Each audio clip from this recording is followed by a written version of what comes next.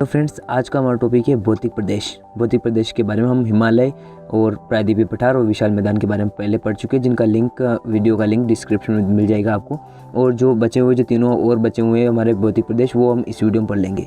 तो वीडियो में अंत तक बनी रहेगा और अच्छे से समझ लीजिएगा और नोट्स भी बनाते रहेगा हमारे साथ साथ, जिसको पढ़कर आप आसानी से समझ पाएंगे। थार के मरुस्थल के बारे में जान लेते हैं। थार का मरुस्थल जो है वो थार का मरुस्थल का विस्तार पाकिस्तान के सिंध प्रांत से लेकर राजस्थान में अरावली पर्वतमाला के दक्षिण पश्चिम में गुजरात के कच्छ के रण तक फैला हुआ है। यानी कि जो थार का मरुस्थल है उसका विस्तार जो है पाकिस्तान के सिंध प्रांत से लेकर है और गुजरात के अरावली पर्वतमाला जो है उसके उत्तर पश्चिम तक फैला हुआ है, जिस पर अनुदैर्ध्य टीले और बरखान पाए जाते हैं। ये जो अनुदैर्ध्य टीले और बरखान है, ये क्या है? रेगिस्तान की कुछ स्थलाकृतियाँ हैं। ये हम कुछ अगले वीडियो में पढ़ेंगे। ये स्थलाकृतियाँ रेगिस्तान की क्या क्या है। अभी आप समझ लीजिए कि यहाँ पर अनुदैर्ध्य टीले पाए जाते हैं और बरखान पाए जाते हैं। यहाँ पर वार्षिक वर्षा 150 मिलीमीटर से कम होती है, यानी कि वर्षा बहुत ही कम होती है। यहाँ पर वर्षा नाम मात्र ही वर्षा होती है, अधिक इतनी ज़्यादा वर्षा नहीं होती है। परिणामस्वरूप यह एक शुष्क और वनस्पति रहित क्षेत्र है। देखिए, वर्षा नहीं होगी तो शुष्क क्षेत्र होगा ही और साथ में वनस्पति तो होंगे नहीं होंगे। ठीक है, यहाँ पर कहीं कहीं पर सिर्फ खेजड़ी नामक एक वृक्ष है, वही मिलता है, बाकी और कुछ नहीं पाया जाता है। इन्हीं स्थलाकृतिक गुणों के कारण इसे रेगिस्तान कहा जाता है। क्योंकि क्या है, देखिए, ये सारे यहाँ पर वर्षा नहीं होती है, वनस्पति नहीं है, शुष्क क्षेत्र है, वर्षा कम होती है, इसलिए यहाँ पर रेतीली ज़मीन है, इसलिए इसे क्या कहा जाता है? मरुस्थल के नाम से जाना जाता है। मेसोजोइक काल में यह हिस्सा समुद्र का भाग था। ऐसा वैज्ञानिकों का कहना है कि जो मेसोजोइक काल था उसके अंदर ये जो हिस्सा था रेगिस्तान वाला, ये समुद्र का हिस्सा था। देखिए, समुद्र के नीचे रेत होती है, आपको पता है। जैसे ही पानी हटेगा तो रेत बच जाएगी, इसीलिए ऐसा माना गया है कि ये समुद्र का हिस्सा था और समुद्र यहाँ से हट गया, जिससे यहाँ पर सिर्फ रेतीली क्षेत्र बच गया और यहाँ पर मरुस्थल बन गया। ठीक है, इसकी पुष्टि आकल जैसलमेर में स्थित काश जीवाश्म पार्क के उपलब्ध परमाणु और जैसलमेर के निकट ब्रह्मसर के आसपास समुद्री निक्षेपों से होता है। इसका जो पुष्टि की जाती है, वहाँ पर क्या है, एक जैसलमेर में एक जीवाश्म पार्क बना हुआ है जहाँ पर पुराने जीवाश्म है, और जैसलमेर के निकट एक ब्रह्मसर स्थान है, उसके आसपास समुद्री निक्षेपों के इसका पुष्टि इस बात की पुष्टि होती है कि यह पहले समुद्र का भाग रहा होगा। ठीक है, काष्ठ जीवाश्म की आयु लगभग 18 करोड़ आके गई है। अर्थात ये जो यहाँ पर जैसलमेर में जो जीवाश्म है उनकी जो आयु है लगभग 18 करोड़ वर्ष पहले की तक की है। ढाक के आधार पर दो भागों में बांटा गया है। इसे ढाक के आधार पर दो भागों में बांटा गया है। सिंध की ओर ढाक नहीं, यहाँ पर ढाल है। ठीक है, ढाल के आधार पर इसे क्या है, दो भागों में बांटा गया है। सिंध की ओर ढाल वाला उत्तरी भाग और कच्छ की रण और ढाल वाला दक्षिणी भाग है। यानी कि सिंध प्रांत जो है पाकिस्तान में, उसकी तरफ जो ढाल है उसे उत्तरी भाग, और जो कच्छ का रण है गुजरात के में, उसकी ओर ढाल जो होता है उसे दक्षिणी भाग कहा गया है। यहाँ की नदियाँ अल्पकालीन और मौसमी होती है। यहाँ पर देखिए, पानी नहीं है, वर्षा नहीं होगी तो नदियाँ जो क्या अल्पकालीन होगी, और सिर्फ मौसमी नदियाँ होती है जो सिर्फ वर्षा के मौसम में ही बहती है। लूणी यहाँ की मुख्य नदी है। देखिए, थार का मरुस्थल की मुख्य नदी का नाम याद रखिएगा, लूणी नदी। यह क्षेत्र अंतर प्रवाह का उदाहरण है। यहाँ पलाय झीलें पाई जाती है। देखिए, अंतर प्रवाह मतलब यहाँ पर नदियाँ क्या होती है, विलुप्त हो जाती है, और जो स्थल भाग है उसके नीचे यानी कि अंतर प्रवाह करती है, इसलिए यहाँ पर क्या है, अंतर प्रवाह का क्षेत्र है। और यहाँ पर पलाया झीलें पाई जाती है। पलाया झीलें क्या होती है, उसके चारों तरफ पहाड़ियाँ होती है और बीच में एक खारे पानी की झील होती है, जिसे पलाया झील कहते हैं। इस तरह की यहाँ पर झीलें पाई जाती है। अब हम जान लेते हैं द्वीप समूह के बारे में। ठीक है, भारत में दो द्वीप समूह प्रमुख है। एक तो बंगाल की खाड़ी में है, दूसरा अरब सागर में। बंगाल की खाड़ी में 572 द्वीप है। ये द्वीप 6 डिग्री से 14 डिग्री उत्तरी अक्षांश व 92 डिग्री से 94 डिग्री पूर्वी देशांतर के बीच स्थित है। यहाँ पर डायग्राम में आपको दिख रहा होगा कि 92 डिग्री से 94 डिग्री देशांतर पूर्वी देशांतर और 6 डिग्री से 14 डिग्री उत्तरी अक्षांश पे ये इसके बीच में ये द्वीप फैले हुए हैं। ठीक है, बंगाल की खाड़ी में इन द्वीपों का विस्तार उत्तर दक्षिण दिशा में क्रमश निम्न प्रकार से है। यानी कि इनका जो बंगाल की खाड़ी में इनका जो विस्तार है वो किस दिशा में है, उत्तर दक्षिण दिशा में इसका विस्तार हुए। और कुछ यहाँ पर देखिए किस प्रकार इसका क्रमशः विस्तार है, उनके बारे में जान लेते हैं। इसमें फर्स्ट में आ जाता है उत्तरी अंडमान, फिर मध्य अंडमान, फिर दक्षिणी अंडमान, फिर छोटा अंडमान, फिर कार निकोबार, छोटा निकोबार और ग्रेट निकोबार। इस प्रकार से ये क्रमशः उत्तर दक्षिण दिशा में फैले हुए हैं, यानी कि उत्तर दक्षिण दिशा में इनका विस्तार है। ठीक है, अब आगे बढ़ते हैं कि यहाँ बेरन द्वीप पर एकमात्र सक्रिय ज्वालामुखी है, यानी कि सक्रिय ज्वालामुखी कहाँ पर, बेरन द्वीप है। और बेरन द्वीप कहाँ है, अंडमान निकोबार द्वीप समूह में है, यानी कि बंगाल की खाड़ी में जो द्वीप समूह है अंडमान निकोबार, उसमें बेरन द्वीप है, जहाँ पर क्या है, एकमात्र सक्रिय ज्वालामुखी है भारत का। ठीक है। पश्चिमी तट के साथ कुछ प्रवाह निक्षेप है तथा खूबसूरत पुलिन या बीच यहाँ स्थित द्वीपों में संवहनी वर्षा होती है।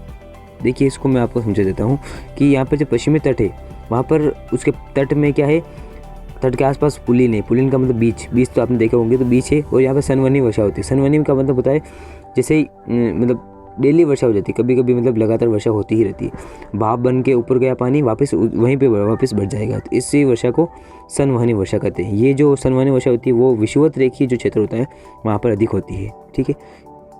और भूमध्य रेखीय प्रकार की वनस्पति उगली है, मतलब कि यहाँ पर क्या है, भूमध्य रेखा पर जो वनस्पति पाई जाती है वो इसी क्षेत्र में भी पाई जाती है। ठीक है। यहाँ पर उस प्रकार की वनस्पतियाँ उगती है। ठीक है। अरब सागर में लक्षद्वीप व मिनिकॉय द्वीप शामिल है। और अब देखिए, पहले हम पढ़ चुके हैं बंगाल की खाड़ी में, अब देख लेते हैं अरब सागर में कौन कौन से। अरब सागर में पहला आता है लक्षद्वीप और दूसरा आता है मिनिकॉय द्वीप। ये दोनों द्वीप शामिल है अरब सागर के अंतर्गत। ये केरल तट से 280 से 480 किलोमीटर की दूरी पर स्थित है, यानी कि केरल से अगर हम इनकी दूरी देखें तो इन द्वीपों की सिर्फ 280 किलोमीटर है, और या 280 से 480 किलोमीटर की दूरी पर ही ये स्थित है। ठीक है। मिनिकॉय सबसे बड़ा द्वीप है। लक्षद्वीप और मिनिकॉय द्वीप, इन दोनों में से सबसे बड़ा द्वीप आता है हमारा मिनिकॉय द्वीप, जिसका क्षेत्रफल 453 वर्ग किलोमीटर है। ये याद रखना है, इसका क्षेत्र, मिनिकॉय द्वीप जो है उसका क्षेत्रफल कितना है, 453 वर्ग किलोमीटर। पूरा द्वीप समूह 10 डिग्री चैनल द्वारा अलग होता है। जो ये दोनों द्वीप समूह है ये 10 डिग्री चैनल द्वारा अलग होते हैं, याद रखना। ठीक है। अब देख लीजिए, पहला कौन सा, देखिए बंगाल की खाड़ी में कौन कौन से द्वीप थे, अंडमान निकोबार और उनके जो 6 भाग थे हमने पढ़ चुके वो। और जो अरब सागर है उसमें कौन कौन से, मिनिकॉय द्वीप है और लक्षद्वीप है। ठीक है। जिनमें से दोनों बड़ा कौन है, मिनिकॉय द्वीप। और ये जो दोनों द्वीप है वो 10 डिग्री चैनल द्वारा अलग होते हैं। और मिनिकॉय द्वीप का क्षेत्रफल कितना है, 453 वर्ग किलोमीटर। ठीक है। अब हम पढ़ लेते हैं तटीय प्रदेश के बारे में। बाकी सारे जो भौतिक प्रदेश है वो हम पढ़ चुके हैं। अब ये लास्ट हमारा बचा है सिर्फ तटीय मैदान। ठीक है। तटीय मैदान के बारे में पढ़ लेते हैं। पहले, भारत की तटरेखा बहुत लंबी है, पता है आपको। ठीक है। क्या है कि जो पश्चिम और पूर्व दोनों दिशा में फैली हुई है, तो बहुत लंबी तटरेखा है भारत की। स्थिति और सक्रिय भू आकृति प्रक्रिया के आधार पर तटीय मैदानों को 2 भागों में बांटा गया है। किसके आधार पर, स्थिति और सक्रिय भू आकृति प्रक्रिया के आधार पर इन्हें 2 भागों में बांटा गया है। क्योंकि क्या है, एक तो है पश्चिमी तटीय मैदान, दूसरा पूर्वी तटीय मैदान। जो भारत का जो आपको नक्शा देखा हो, यहाँ पर दिख रहा होगा आपको जो नक्शा है, इसमें देखिए इधर तो दोनों तरफ क्या है, तटीय मैदान है। ये वाला हमारा पश्चिम का और ये वाला पूर्वी तटीय मैदान, तो 2 भागों में बांटा गया है। पश्चिमी तटीय मैदान जलमग्न तटीय मैदानों के उदाहरण है। जलमग्न तटीय मैदान के उदाहरण कौन सा है, पश्चिमी तटीय मैदान।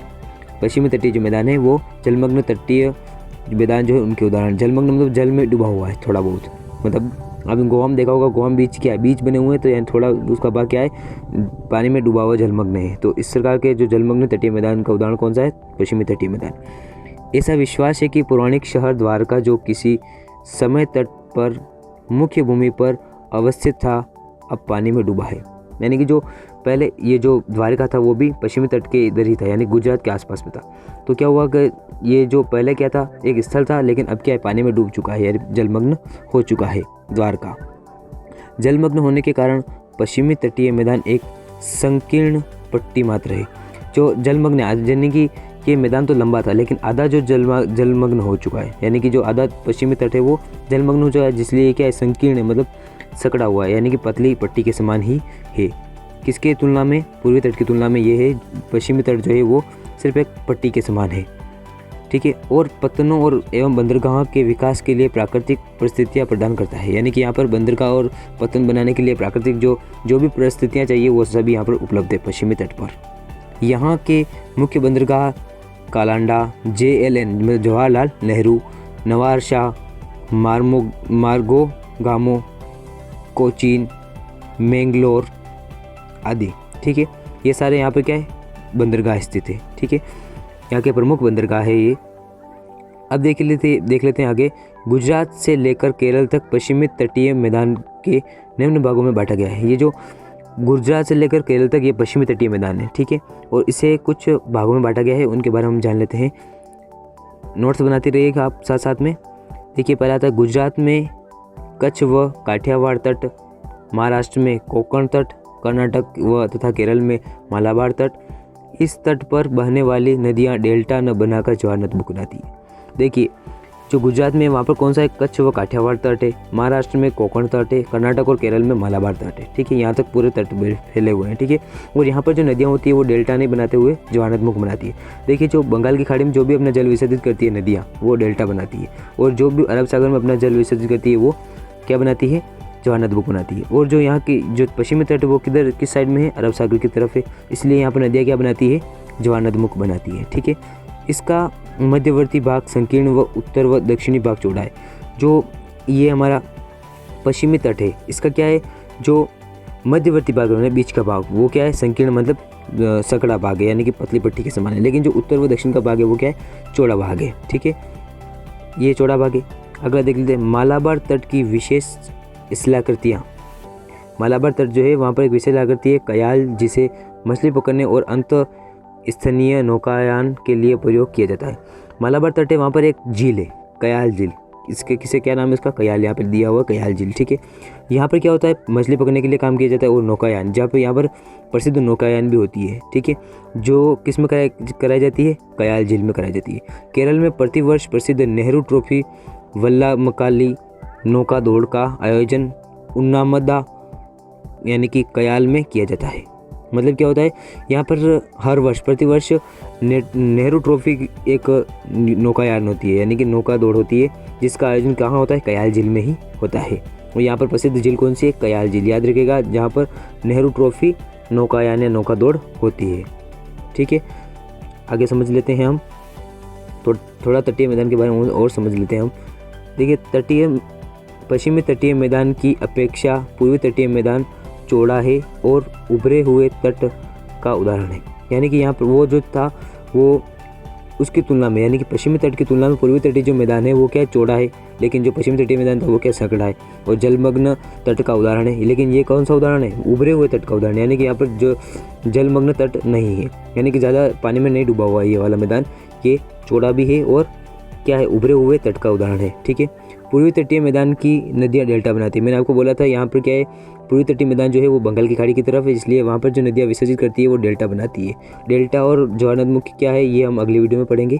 अभी हम ऊपरी तौर से पढ़ लेते हैं कि यहाँ पर नदियाँ क्या बनाती है, डेल्टा बनाती है। इसमें महानदी, गोदावरी, कृष्णा, कावेरी मुख्य नदियाँ हैं। पहले जब अपने फर्स्ट में वीडियो स्टार्ट हुआ था उसमें हमने डायग्राम देखा होगा, वहाँ पर नदियाँ दी हुई है मैंने, ठीक है। आपको मैं बता देता हूँ, देखिए नदियाँ कौन कौन सी नदियाँ थी, यहाँ पे आप देख सकते हैं। देखिए, जूम कर देता हूँ मैं आपको, ये देखिए यहाँ पर जो महानदी है, ठीक है, यहाँ पर देखिए महानदी, गोदावरी, कृष्णा, कावेरी, ये नदियाँ यहाँ पर क्या होती है, यहाँ पर क्या बनाती है, डेल्टा बनाती है। लेकिन इधर क्या है, एक नर्मदा नदी है और एक ताप्ती नदी है, यहाँ पर क्या बनाते हैं, ज्वार नद मुख बनाती है दोनों, ठीक है। ये आप समझ गए होंगे दोनों। अब आगे पढ़ लेते हैं हम थोड़ा बहुत। और अगला देखिए, तट उभरा होने के कारण पतन और ओताश्रय कम है। मतलब यहाँ देखिए, पश्चिमी तट पे क्या है, तट क्या था, जलमग्न था, इसलिए वहाँ पर क्या होती है, परिस्थितियाँ जो बंदरगाह बनाने की जो परिस्थितियाँ होती है वो वहाँ पर प्रस्तुत थी। लेकिन यहाँ पर क्या है, उभरा हुआ भाग है, इसलिए यहाँ पर पतन नहीं बन सकते, बंदरगाह नहीं बन सकते, इसलिए यहाँ पर क्या है, बंदरगाह पश्चिमी तट की तुलना में यहाँ पर बंदरगाह कम है, ठीक है। पूर्वी तट पर तमिलनाडु में कोरोमंडल तट, आंध्र प्रदेश में गोलकुंडा तट, आंध्र प्रदेश, उड़ीसा और पश्चिम बंगाल में इसे उत्तरी सरकार तट के नाम से जाना जाता है। देखिए, यहाँ पर कुछ तट स्थित है, जैसे कि पहला उत्तर पूर्वी में कौन सा है, तो ये तमिलनाडु में कोरोमंडल तट है, आंध्र प्रदेश में गोलकुंडा तट है, और इस गोलकुंडा तट को आंध्र प्रदेश, उड़ीसा और पश्चिम बंगाल में क्या कहा जाता है, उत्तरी सरकार तट के नाम से जाना जाता है। ये यहाँ पर प्रमुख तट है, ठीक है। तो ये आप समझ गए होंगे, ठीक है। पूरा ये आज हो चुका है, ये पूरा हमारा पाठ, यानी कि हमारा जो भौतिक प्रदेश ये पूरे हो चुके हैं। अब हम अगली वीडियो में पढ़ेंगे और ये सारे आप नोट्स बना लीजिएगा, ठीक है। आपने साथ साथ पढ़े भी होंगे, आपको याद हो गया होगा, और नोट्स भी बना लीजिएगा ये वाले। तो आज का हमारा टॉपिक यहीं पे ख़त्म होता है। हमने सारे जो भौतिक प्रदेश पढ़ लिए हैं, बाकी 3 इसमें पढ़े हैं, 3 हमने बाकी दूसरे वीडियो में पढ़ चुके हैं, जिनका लिंक आपको डिस्क्रिप्शन में मिल जाएगा, तो वो वीडियो जरूर देखिएगा। और ये जो सारे हम टॉपिक पढ़े हैं ये रीड से रिलेटेड है, और भी जो ज्योग्राफी के रीड से रिलेटेड टॉपिक है उनके लिंक आपको डिस्क्रिप्शन में मिल जाएंगे। तो वीडियो को जरूर चेकआउट कीजिएगा और वो वीडियो जरूर देखिएगा। अगर ये वीडियो अच्छा लगा है तो लाइक कीजिएगा, चैनल को जरूर सब्सक्राइब कीजिएगा। मिलते हैं अगली वीडियो में नए टॉपिक के साथ, तब तक के लिए जय हिंद।